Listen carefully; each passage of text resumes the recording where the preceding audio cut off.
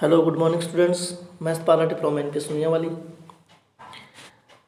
आज का जो हमारा वीडियो है वो कक्षा 8वीं के हिंदी के पाठ्यक्रम की जो बसंत भारती नामक पुस्तक है उसके 9वें अध्याय कबीर की साखियों में से लिया गया है। इस वीडियो के माध्यम से मैं आपको 3 प्रश्न सॉल्व करवाऊँगा। तो चलो शुरुआत करते हैं इस वीडियो की। इसमें जो पहला प्रश्न है वो है कबीर ने अपनी साखियों के माध्यम से क्या संदेश दिया है। कबीर ने अपनी साखियों के माध्यम से क्या संदेश दिया है। तो कबीर जी थे ना, वो एक महान कवि थे, एक उच्च कोटि के भगत थे और साथ साथ क्या थे, महान समाज सुधारक थे। कबीर क्या थे, कबीर जी एक भगत होने के साथ साथ कवि भी थे और एक महान समाज सुधारक थे।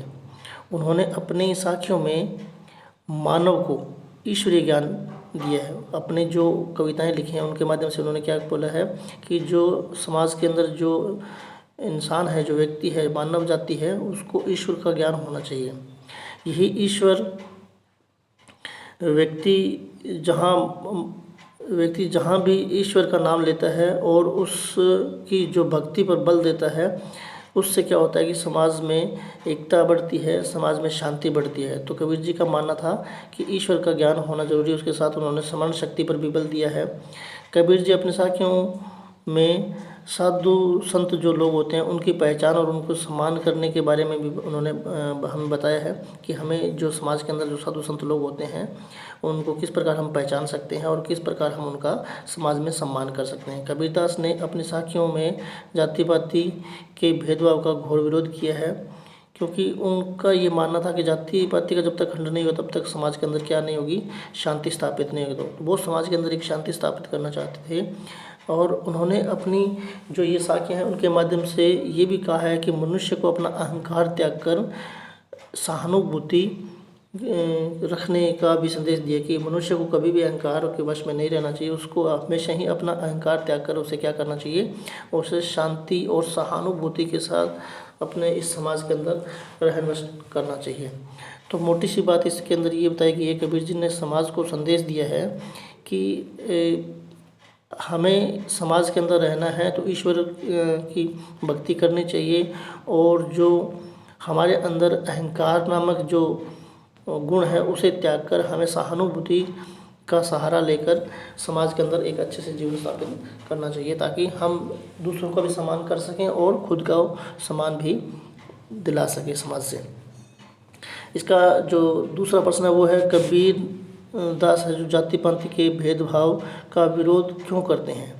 तो कबीरदास जी थे, वो आपको पता है कि एक महान समाज सुधारक थे और महान जो समाज सुधारक होते हैं उनका काम होता है समाज के अंदर जो भी बुराइयां होती हैं उनको नाश करना और जो बुराइयों को नाश करके समाज को एक अच्छा आदर्श समाज बनाना होता है।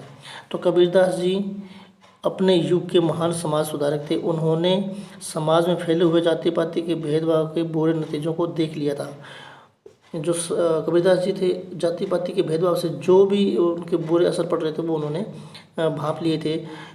उन्होंने देखा कि उच्च कुल के जो लोग होते हैं वो अपने आप को दूसरों से श्रेष्ठ समझते हैं और जाति पाति के प्रश्न पर झगड़ते रहते थे। जो उच्च कुल के जो लोग थे वो जाति पाति के भेद का शब्द उठाकर, प्रश्न उठाकर जो निम्न वर्ग के लोग थे उनके साथ लड़ाई झगड़ा करते थे, तो जिससे क्या था, समाज के अंदर शांति भंग हो रही थी। इसलिए कबीरदास जी चाहते थे कि समाज के अंदर एकता हो, शांति हो और इसके लिए क्या जरूरी है, इसके लिए ये है जरूरी है कि समाज के अंदर जो भी जाति पाति का भेदभाव है उसका खंडन किया जाए, उसका विरोध किया जाए, उसको समाप्त किया जाए। क्योंकि जब तक समाज के अंदर एकता नहीं होगी तब तक समाज के अंदर शांति स्थापित नहीं, और जब तक शांति स्थापित नहीं हो तब तक एक आदर्श समाज का निर्माण नहीं हो सकता। तो कबीरदास ने जाति पाति का विरोध इसलिए किया था ताकि समाज में जो लोग हैं वो एकजुट होकर शांति प्रिय ढंग से रह सके। तो आशा करता हूँ ये दूसरा प्रश्न भी आपको समझ आएगा। तो इस वीडियो का जो तीसरा प्रश्न है वो ये है कि कबीर के अनुसार पलटकर गाली देने का क्या दुष्परिणाम होता है। कबीर जी ने क्या कहा है कि जब हमें कोई गाली देता है और अगर हम उस गाली का जवाब उसी हिसाब से देते हैं, दोबारा उसको गाली देकर कर देते हैं, तो उसका क्या दुष्परिणाम होता है। तो कबीर जी कहते हैं कि अगर कोई हमें गाली देता है और हम पलटकर उसे गाली दे देते हैं, तो वो फिर एक गाली से अनेक गालियाँ बन जाती हैं। कहने का भाव क्या है कि वो हमें गाली देगा, हम उसको गाली देंगे, तो गाली गलौज होती रहेगी और बात बढ़ती जाएगी और बिगड़ती जाएगी। तो हमें चुप रहकर, मौन रहकर उसके सामने खड़े हों, तो वो एक गाली देकर, दो गाली देकर अपने आप चुप हो जाएगा, जिससे क्या होगा कि आगे वो सिलसिला रुक जाएगा, जो बुराई का सिलसिला चल रहा है। कहने का भाव क्या है, कबीरदास जी अपने इस पंक्ति के माध्यम से ये कहना चाहते हैं कि समाज के अंदर जो भी बुराई फैली हुई है, अगर हम उस बुराई को समाप्त करना चाहते हैं, उस बुराई का नाश करना चाहते हैं, तो हमें अच्छाई का रास्ता अपनाना होगा। अगर हम बुराई का विरोध बुराई से ही करेंगे, तो फिर तो बुराइयाँ आगे से आगे बढ़ती जाएगी और समाज फिर क्या होता है, धूमिल होता जाएगा, दूषित होता जाएगा। तो एक आदर्श समाज का अगर निर्माण करना है, तो हमें बुराइयों को त्याग कर अच्छाइयों का जो अपने जीवन में अपनाना, क्योंकि अच्छाई से ही बुराई पर विजय प्राप्त की जा सकती है। तो एक आदर्श समाज का निर्माण करने के लिए हमें बुराइयों को त्याग कर अच्छाइयों के रास्ते को अपनाना होगा, जिससे कि हमारा अच्छा समाज बन सके। तो ये थे आज के 3 प्रश्न, और जिनको मैंने अच्छे से आपको समझाया है, और आशा करता हूँ कि आपको ये तीनों प्रश्न जो समझ में भी आ गए होंगे। तो आज के लिए बस इतना ही। जय हिंद, जय भारत।